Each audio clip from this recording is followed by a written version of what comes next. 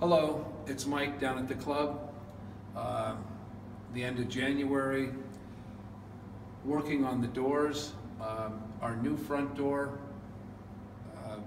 just an update here that what's going on. The door's been sanded and it's had a clean wood application to remove any imperfections.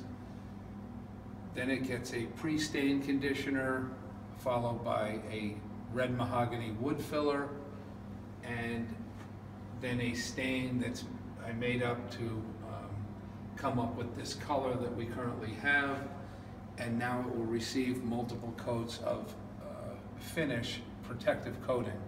Also, there's a plastic encasement down here that's filtered air, so we keep the dust out.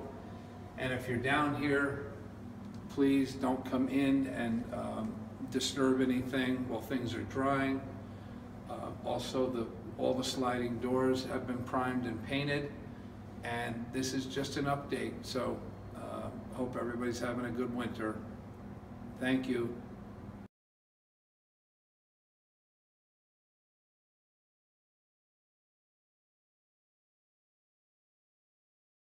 Boat and Yacht Club. Just a quick overview. Our sliding doors, they're all been primed and prepared, going right around the room.